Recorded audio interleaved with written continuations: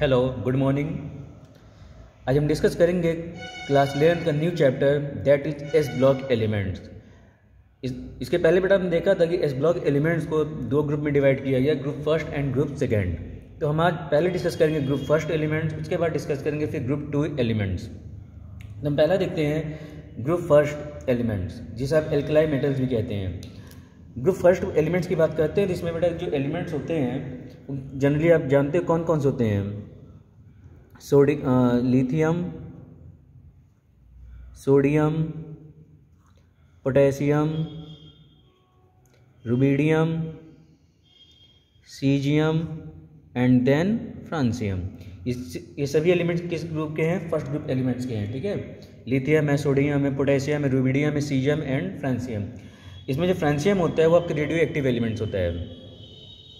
तो ये और जितने भी ये मेटल्स होते हैं इन्हें हम एल्कलाई मेटल्स भी कहते हैं। एल्कलाई मेटल्स इसलिए बोला जाता है कि बेटा इनके जो जितने भी इनके बेसेस होते हैं, जिनके भी इनके बेस होते हैं, वो सब क्या स्ट्रॉन्ग एल्कलाई होते हैं, यानी काफ़ी इनका जो बेसिक नेचर होता है स्ट्रॉन्ग नेचर का होता है, इसलिए इन्हें हम एल्कलाई मेटल्स कहते हैं। अगर इनकी प्रॉपर्टीज़ की बात करेंगे तो इसमें हम पहले डिस्कस करेंगे इसके atomic and physical properties.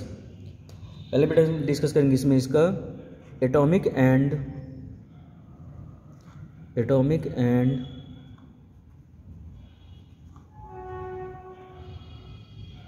Physical properties. मैं जो एटॉमिक एंड फिजिकल प्रॉपर्टीज़ में है उसमें मैं जो पहली प्रॉपर्टी है उसको हम इसमें देखेंगे इलेक्ट्रॉनिक कॉन्फ़िगरेशन। पहले हम डिस्कस करेंगे इसका इलेक्ट्रॉनिक कॉन्फ़िगरेशन, फिर हम डिस्कस करेंगे इसका फिजिकल स्टेट,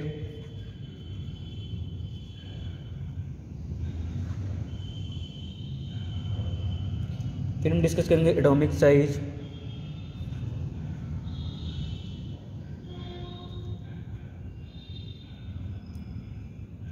उसके बाद हम इसमें डिस्कस करेंगे चौथा इसमें आयनाइजेशन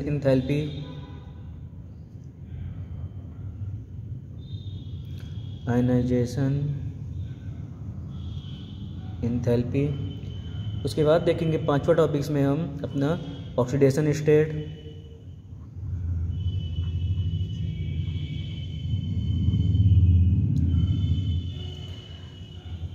छठा टॉपिक इसमें हम डिस्कस करेंगे हाइड्रेशन एंथैल्पी,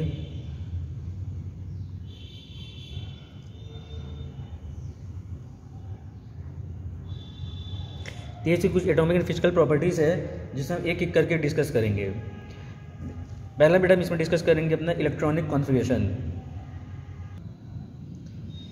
पहला इसमें हम टॉपिक अपने डिस्कस करते जा रहे हैं अब इलेक्ट्रॉनिक कॉन्फ़िगरेशन। पहला हम देखते हैं इलेक्ट्रॉनिक कॉन्फ़िगरेशन।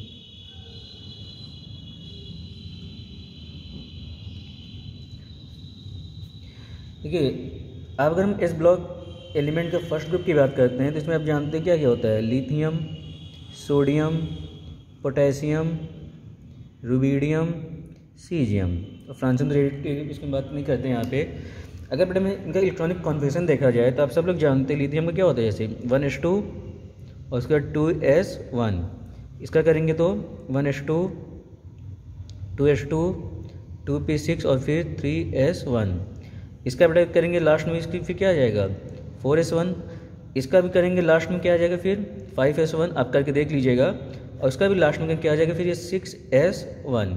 यानी इसके हम कॉन्फ़िगरेशन में कॉमन चीज़ देख रहे हैं, इसका जो अंतिम शेल है, जो आउटर शेल है, ठीक है, सब में इलेक्ट्रॉन कैसे हैं, सब s हैं और सब में इलेक्ट्रॉन कितने हैं 1 1 करके हैं।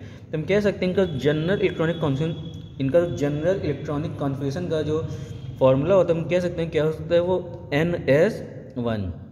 यानी अगर आपका फर्स्ट ग्रुप के एलिमेंट्स है, ठीक है, तो इनके इलेक्ट्रॉनिक कॉन्फ़िगरेशन का जो जनरल फॉर्मूला होता है क्या होता है NS1, जहाँ N क्या होता है नंबर ऑफ आउटर शेल, अंतिम शेल कौन से। जैसे यहाँ देखिए लिथियम के लिए 2 हो गया, सोडियम के लिए देखा जाए 3 हो जाएगा, पोटेशियम के लिए 4, रुबिडियम के लिए 5 और सीजियम के लिए 6। ठीक है, इन वेरी करता है। तो ये इसके तहत और आप इसमें एक चीज़ ये भी ध्यान दीजिए, इसका जो अंतिम शेल में सब में कितने इलेक्ट्रॉन्स हैं, एक इलेक्ट्रॉन्स हैं, ठीक है।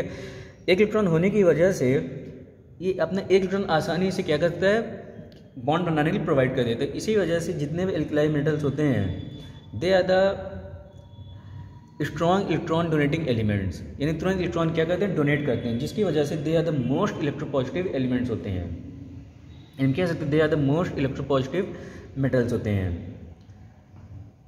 अब इसमें हम अगला देखते हैं कि फिजिकल स्टेट। तो फिजिकल स्टेट की बेटा बात करते हैं तो जितने भी एल्कलाइन मेटल्स होते हैं, ठीक है, they all are generally silvery white होते हैं, सॉफ्ट होते हैं और लाइट वेट के होते हैं। और होता क्या है कि इनके में जो मेटेलिक बॉन्डिंग होती है ये होती नहीं है, ठीक है, मेरी जो मेटेलिक बॉन्डिंग होती है ये इनमें ना के बराबर होती है, स्ट्रॉन्ग नहीं होती है, जिसकी वजह से इनका नेचर कैसा होता है, काफ़ी सॉफ्ट होता है, यानी इन्हें हम सॉफ्ट मेटल्स भी कहते हैं, क्योंकि इनके में मेटेलिक बॉन्डिंग नहीं पाई जाती है। और जैसे metal top to bottom move करते हैं, टॉप टू बॉटम मूव करते हैं, तो जो मेटेलिक बॉन्ड की स्ट्रेंथ होती है हमेशा क्या होती है, डिक्रीज होती है। अच्छा समझ आ रही है, जैसे हम टॉप टू बॉटम मूव कर जाएं तो जो मेटेलिक बॉन्ड की स्ट्रेंथ होती है क्या होती है, हमेशा डिक्रीज होती है। ये इसका था फिजिकल स्टेट। अगर हम एटॉमिक साइज़ की बात करते हैं तो इसको आप ऑलरेडी पढ़ चुके हैं, और हमने ये देखा था कि हम जैसे टॉप टू बॉटम मूव करते हैं, आपने क्लासिफिकेशन ऑफ एलिमेंट्स में भी देखा था कि जैसे हम टॉप टू बॉटम मूव करते हैं तो एलिमेंट्स का जो साइज होता है क्या होता है, हमेशा इंक्रीज होता है, यानी जो जितना नीचे एलिमेंट्स होगा उसकी साइज उतनी ही बड़ी होती है। क्यों होती है, या वहाँ पे रीजन भी देखा था कि नंबर ऑफ शेल्स क्या होते हैं, इंक्रीज करते हैं। देखिए जैसे यहाँ 2s हो गया, 3s हो गया, 4s हो गया, 5s हो गया, 6s हो गया, यानी जैसे टॉप टू बॉटम मूव कर रहे हो आप देख रहे हो कि साइज़ क्या होती है, लगातार बढ़ती जा रही है, ठीक है। इसी वजह इनकी साइज़ क्या होती है, चाहे एटॉमिक रेडियस की बात करें, चाहे एनिक रेडियस की बात करें, साइज़ क्या होती है, बढ़ती है। और ये देखा गया है कि जो आयनिक रेडियस होती है वो जनरली न्यूट्रल एटम की साइज़ क्या होती है, छोटी होती है। इससे बेटा आप क्लासिफिकेशन ऑफ एलिमेंट डिस्कस कर चुके हैं। अगला देखते हैं हम आयनाइजेशन एंथैल्पी। अब देखो बेटा आयनाइजेशन एंथैल्पी की बात करते हैं तो जितने भी एल्कलाइन मेटल्स होते हैं, ठीक है, इनकी जो आयनाइजेशन एंथैल्पी की वैल्यू होती है वो जनरली क्या होती है, बहुत ही कम होती है, और टॉप टू बॉटम मूव करते हैं तो और कम होती है। यानी जो आईपी की वैल्यू होती है, आयनाइजेशन एंथैल्पी की वैल्यू होती है, वो टॉप टू बॉटम मूव करने में क्या होती है, डिक्रीज होती है, ठीक है। और अपने अगर ये तो ग्रुप की बात हो गई, अगर हम पीरियड्स की बात कर लें, यानी अपने पीरियड में जैसे लिथियम का जो भी पीरियड सेकेंड पीरियड है, ठीक है, इसमें लिथियम की जो आईपी की वैल्यू होती है क्या होती है, सबसे कम होती है, क्योंकि इनके पास सिर्फ एक इलेक्ट्रॉन है, और एक इलेक्ट्रॉन ये आसानी से किसी को प्रोवाइड करके स्टेबल गैस को स्टेबल ऑक्टेट गेन करना चाहते हैं, इसीलिए वजह से एक इलेक्ट्रॉन आसानी से दे सकते हैं। अगर बेटा हम इनके ऑक्सीडेशन स्टेट की बात करते हैं कि इसके जितने भी मेटल्स होते हैं, ठीक है, आप देखिए जैसे एल्कलाइन मेटल्स की, चाहे लिथियम की बात कर लें, चाहे सोडियम की बात कर लें, किसी की बात कर लेते हैं, तो आप इसमें कॉमन सी बात देख रहे हो कि ये सभी एक एक एलिमेंट्स को क्या कर सकते हैं, एक एक इलेक्ट्रॉन को क्या कर सकते हैं, लूज कर सकते हैं, यानी एक इलेक्ट्रॉन ये भी दे सकता है, एक ये भी दे सकता है, ठीक है। इन कह सकते हैं इनका जो ऑक्सीडेशन स्टेट होता है, जनरली किसका क्या होता है, +1, यानी इसके जितने भी एलिमेंट्स होते हैं सब किस फॉर्म में होते हैं, +1 के फॉर्म में होते हैं।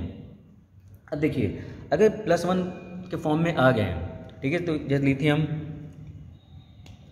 अगर इसका बेटा आयन बना लें तो क्या बनेगा, देखिए लिथियम है, एक इलेक्ट्रॉन निकाल दिया तो क्या बन जाएगा, ये लिथियम प्लस सोडियम, एक इलेक्ट्रॉन निकाल देगा तो सोडियम प्लस पोटेशियम, इलेक्ट्रॉन निकाल देगा पोटेशियम प्लस, ऐसे सभी का बन जाएगा। और ये देखा गया है कि एक इलेक्ट्रॉन निकालने के बाद इनके पास कोई भी इलेक्ट्रॉन अनपेयर्ड नहीं बचता है, क्योंकि सिर्फ इनके अंतिम सेल में इलेक्ट्रॉन कैसा है, अनपेयर्ड है।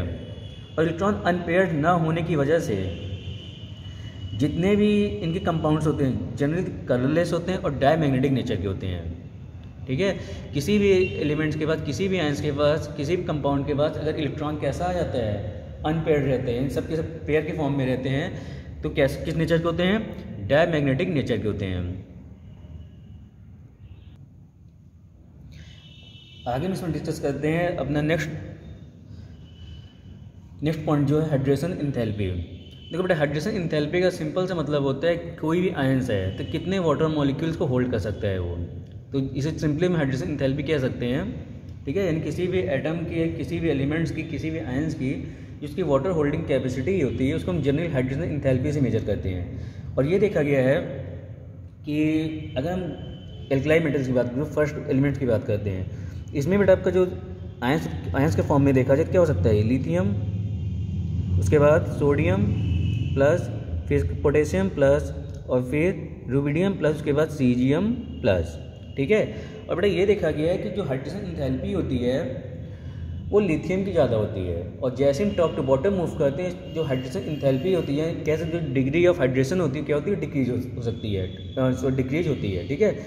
तो अगर हम इसकी हाइड्रेशन इंथैल्पी का ऑर्डर देखें तो सबसे अधिक किसका हो जाएगा, फिर लिथियम का, फिर सोडियम का, पोटेशियम का, रुबिडियम का, लास्ट में क्या आ जाएगा, सीजियम का। इसीलिए जनरली हम देखते हैं जो हमारे जो लिथियम के कंपाउंड्स होते हैं जनरली उसमें वाटर मॉलिक्यूल्स होता है, यानी हम कह सकते हैं they are the hydrated. Example देखते हैं, जैसे हम एग्जाम्पल बात कर लें, जैसे क्या होता है आपका LiCl इंटू 2H2O, यानी लिथियम के जितने जनरली कंपाउंड्स होते हैं वो क्या होते हैं, हाइड्रेटेड होते हैं। और जैसे हम टॉप टू बॉटम मूव करते हैं इनके जो डिग्री ऑफ हाइड्रेशन होती है उसकी वैल्यू क्या होने लगती है, डिक्रीज होने लगती है। तो हाइड्रेशन इंथैल्पी की बात हो गई। एक इसमें हम और देख लेते हैं, flame colouration. Flame colouration generally बेटा ये देखा गया जितने एल्कलाइन मेटल्स होते हैं, ठीक है, उनके सॉल्ट होते हैं, ये एल्कलाइन मेटल्स के लिए उनके सॉल्ट होते हैं, उनका कोई ना कोई कलर होता है, उनका कोई ना कोई एक फ्लेम का कलर होता है। जैसे सोडियम की बात करें गोल्डन येलो होता है, लिथियम की बात करें क्रिम्सन रेड होता है, पोटेशियम का पोटेशियम पेल वॉयलेट होता है, रुबिडियम का रेड वॉयलेट होता है, और सीजियम का ब्लू होता है। ठीक है, कुछ फ्लेम कलरेशन है, इसको आप याद रखिएगा, जनरल कभी कभी आपसे पूछ लिया जाता है। मेल्टिंग और बॉइलिंग पॉइंट की बात करते हैं तो इनके जितने भी एल्कलाइन मेटल्स होते हैं इनके जो मेल्टिंग और बॉइलिंग पॉइंट क्या होती है वो हमेशा कम होती है, क्योंकि इनके पास बेटा जनरली क्या होता है, they have the low binding energies for their atoms in the crystal lattice and और लार्ज एटॉमिक साइज, यानी इनकी एटॉमिक साइज ज़्यादा होने की वजह से इनके जितने भी एटम्स होते हैं, ठीक है, वो स्ट्रांगली एक दूसरे से अटैच नहीं हो पाते हैं, जिसकी वजह से इनकी मेल्टिंग और बॉइलिंग पॉइंट क्या होती है, कम होती है। और डेंसिटी की बेटा बात कर लें तो जितने भी एल्कलाइन मेटल्स होते हैं इनकी डेंसिटी जनरली क्या होती है, कमी होती है, और टॉप टू बॉटम मूव करते हैं तो क्या होता है, वो हमेशा इंक्रीज होता है। ये कुछ एटॉमिक एंड फिजिकल प्रॉपर्टीज़ थी। अब हम डिस्कस करेंगे एल्कलाइन ग्रुप एलिमेंट्स के कुछ इंपॉर्टेंट कंपाउंड्स जो आपके सिलेबस में दिए गए हैं। कंपाउंड्स की बात करते हैं तो 4 कंपाउंड्स आपको दिया गया है, NaCl, sodium hydroxide, sodium carbonate and sodium thiosulphate. तो एक एक करके हम डिस्कस करते हैं उसको। बेटा हम आगे डिस्कस करते हैं कंपाउंड्स ऑफ सोडियम, जिसमें हम पहले डिस्कस करेंगे सोडियम हाइड्रोक्साइड। इसमें हम बात करते हैं अगर बेटा मेथड ऑफ प्रिपरेशन की, तो सोडियम हाइड्रोक्साइड का जो कॉमर्शियली प्रिपरेशन है,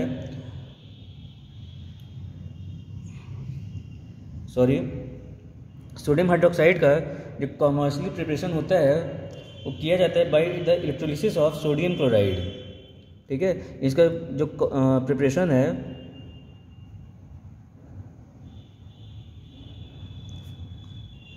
किससे किया जाता है, electrolysis of sodium chloride in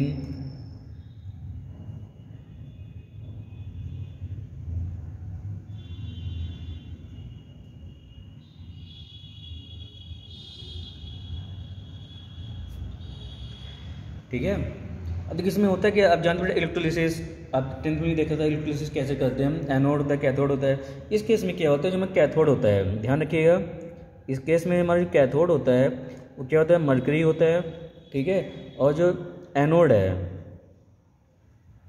वो क्या होता है बेटा, कार्बन है, कार्बन का रॉड होता है इसमें।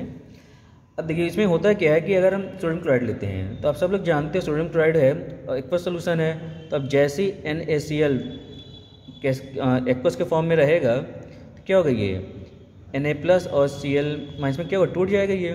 ठीक है, और अब सब लोग जानते हैं कि एक्वस सोल्यूशन और सोडियम क्लोराइड को हम ब्राइन भी कहते हैं, ध्यान रखिएगा, इसको हम ब्राइन सोल्यूशन भी कहते हैं, ब्राइन सोल्यूशन। ठीक है, अब देखिए अगर हम इसके रिएक्शंस की बात करते हैं कि एनोडिक कैथोड रिएक्शन कौन सी हैं, तो उसको देखते हैं। अगर बेटा हम कैथोड पे देखते हैं, कैथोड पे रिएक्शन कौन सी होती है, ठीक है, कैथोड रिएक्शन देखते हैं, फिर हम एनोड पे देखते हैं।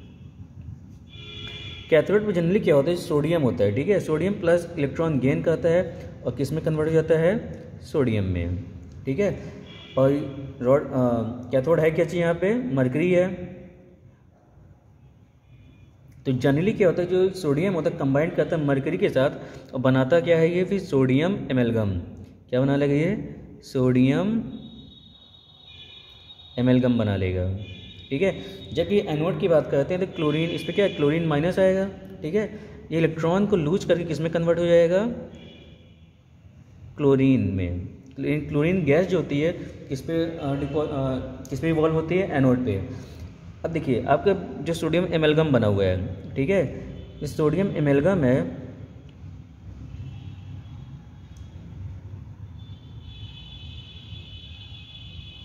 ये बड़े कंबाइंड करता है किसका, तो वाटर के साथ, ठीक है।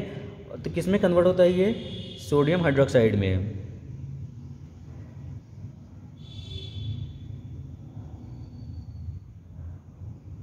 तो बैलेंस कर लीजिएगा आप, तो बैलेंस में, ठीक है। तब क्या बन गया, ये सोडियम हाइड्रोक्साइड का प्रिपरेशन हो गया। बाकी इसका यूज क्या है वो आप बुक से देख सकते हैं, बुक से आप यूज देख लीजिएगा, नोट्स में मैं प्रोवाइड कर दूंगा, तो उसका वहाँ से भी देख सकते हैं। अगला इसमें कंपाउंड डिस्कस करेंगे सोडियम कार्बोनेट यानी वॉशिंग सोडा। हम नेक्स्ट कंपाउंड डिस्कस करते हैं सोडियम कार्बोनेट यानी वॉशिंग सोडा, ठीक है। इसका बेटा जो प्रिपरेशन होता है, इसके प्रिपरेशन के मेथड को हम कहते हैं सॉल्वे प्रोसेस। क्या कहते हैं इसको हम, SOLVE सॉल्वे प्रोसेस कहते हैं, ठीक है। देखिए इसमें होता क्या है सॉल्वे प्रोसेस में कि इसमें बेटा अमोनिया, रिएक्शंस में यहाँ लिख रहे हैं सिर्फ अमोनिया लेते हैं हम, साथ में लेते हैं वाटर और उसे पास करते हैं क्या, CO2 गैस, ठीक है। तभी बनता है आपके पास NH4HCO3 यानी अमोनियम बाइकार्बोनेट। अब जो अमोनियम बाइकार्बोनेट है यानी NH4HCO3, इसको हम ट्रीट करते हैं NaCl के साथ, ठीक है।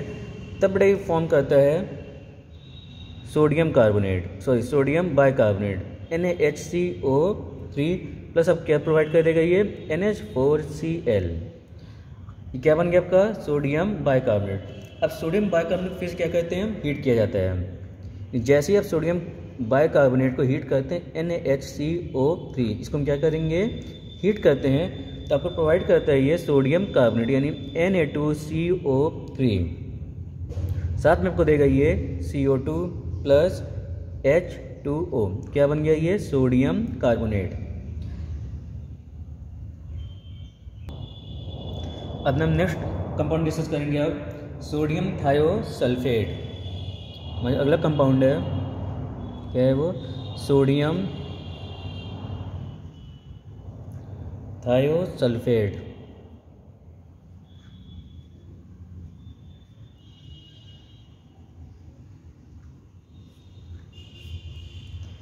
इसको बेटा हम जनरली हाइपो भी कहते हैं, ध्यान रखिएगा। इसको हम जनरली क्या कहते हैं, हाइपो सोल्यूशन भी बोला जाता है।